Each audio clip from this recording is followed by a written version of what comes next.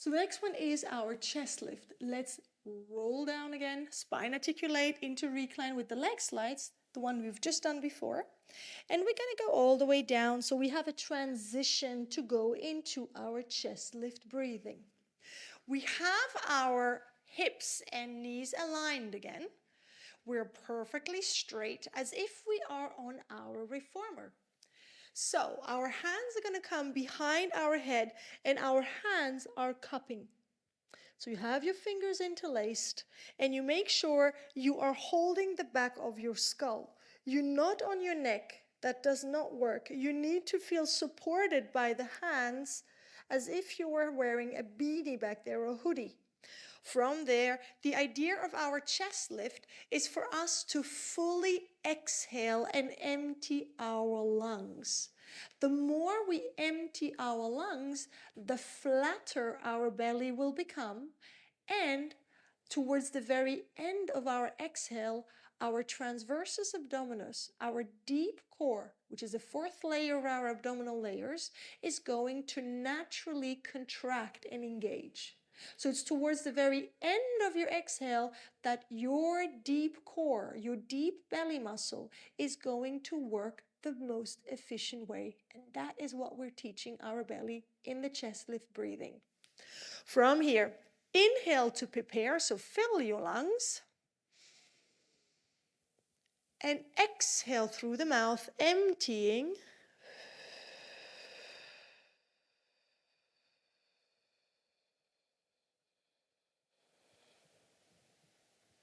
When there's no more air, we go back down.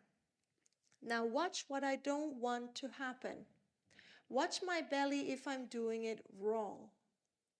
I'm going to inhale, and as I exhale, I'm going to push my belly. And if you look at my belly is completely pooched out. I'm going to show it to you one more time. I don't want that to happen.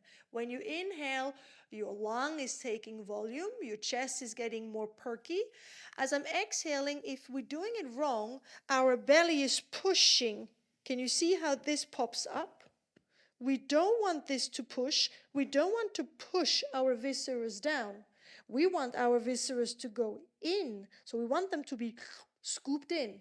So let's do it correctly one more time. And I want you to look at your belly so that your belly is absolutely flat when you come up. Inhale again.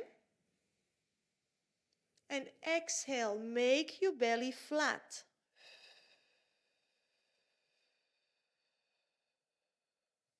So could you see how this stayed flat compared to this is pushing? Flat, pushing. I want this to be flat, almost hollow. And watch that pubic bone, if you look at my hip, does not lift. I don't want you to squeeze your bum. I don't want you to flatten your back. I want this bone to be long in front of you. So crunching up should not change the position of your hips. Your hips can stay perfectly even when you're doing your chest lift. So last time, inhaling and fully empty the lungs.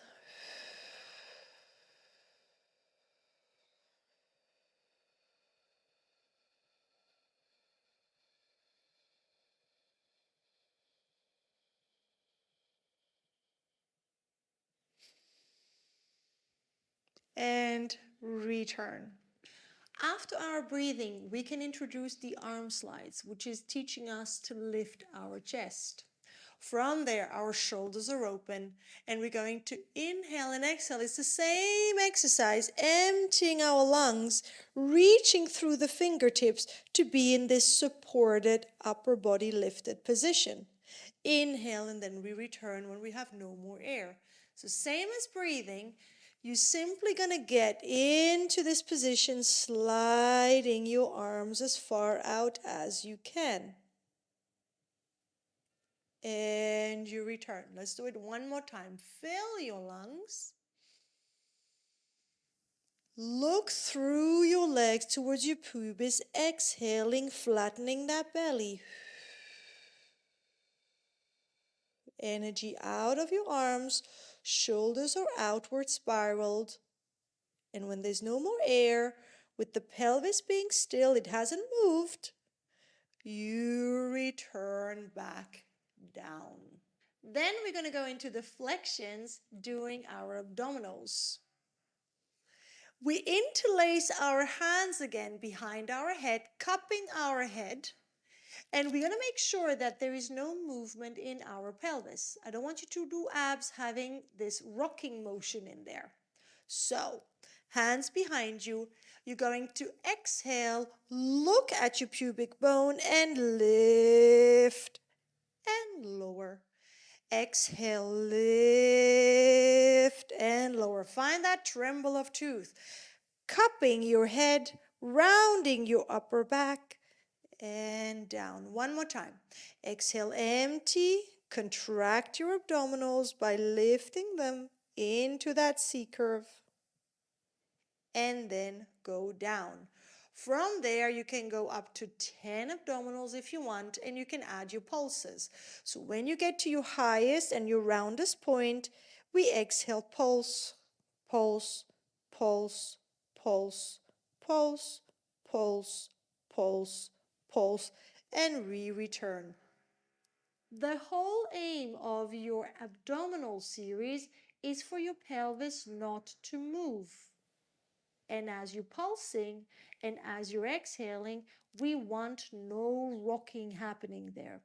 If for whatever reason you cannot flex your spine, because it is contraindicated to maybe a condition you may have in your spine, we can also do our abs, keeping our back kind of flattish. And it's going to work way more the upper abs than the middle abs, because we have a six-pack. So think of 6 layers or 6 places that you can focus on. Now we work the whole pack. The idea is now to focus more on the first 3 layers of your 6-pack. So the first 3-pack, let's call it. From there, our elbows are again out to the side, and we're gonna aim with our head and with our chest to come up straight to the ceiling. So we're gonna exhale and we're gonna come up, and your head stays in your hand. Don't let your head come off your hands, and down. Exhale, empty the lungs, keeping your pelvis quiet. Your eyes are slightly in front towards the ceiling. Don't look behind because it will put tension in your neck. Exhale, come up again. And let's do a 4th one where we're going to go up and we're going to stay there. You can add your pulsing now by going up, up, up, up, up, up, up, up, up, up, up, and you return. Your pulsing can go up to 30 pulses. Kathleen Stanford Grant, one of Joseph's teachers, liked to pulse up to 30 times with her students or clients to really get that burn in your muscles. If you're looking for the burn, simply do your pulses up to 30 times after you've done 10 normal ones first. So after our flat chest lift that we just did, you then put your hands again behind you to go into crisscross. And crisscross has 2 versions. The first one, we're going to keep our knees down to cross, and then we're going to bring our knees towards our chest, alternating it. So the tricky part of crisscross is you have to come up in your flexion. Then you're going to look back, not losing the height, twisting to the back. Back up. You twisting to the other side, and you come back up and return. Let's do this again. You exhaling up, twisting to one side, looking towards the back of the room, coming back to where you were. Again, twisting to the other side, back to where you were, and center. We can do this up to 4 times without resting our head down every time. So let's go up again, exhaling, and inhale, twist, exhale, lift. Inhale, twist, exhale, lift. Look, look, look, exhale, empty, look, look, look, exhale, last one, rotate and look back. Look at your pubic bone and at your legs. Let's rotate again and back to center and return. So watch that when we do and introduce the crisscross, which is, by the way, not an exercise that Joe created, but that Romana created in her series of 5, that again, you probably get to know later on in the program. You really want to make sure that you're not twisting going down and then lifting, going down. I see that way too much happening. And what happens is you're not building the strength to be supported and have the right muscles twisting in your abdominals and in your spine to be able to perform this properly later on. Then we can do it with our knees coming towards us, alternating. So the aim this time is going to be that we're lifting and we bring our knee to our opposite elbow. But it is not the elbow, it is your shoulder aiming to your knee and your knee aiming to your shoulder. And you're still looking back there and there. You go over and staying up. You go over. So you're introducing the alternating of your knee once you can sustain your flexion for up to 4 twists. So we are on our second turn and up. We're doing our third one, last one. And you keep those upper shoulder blades always off the floor, aiming for your knee to come into your midline and your shoulder coming towards your knee. You should now feel that work right there where your obliques, those side waist muscles, are attached under your very upper ribs.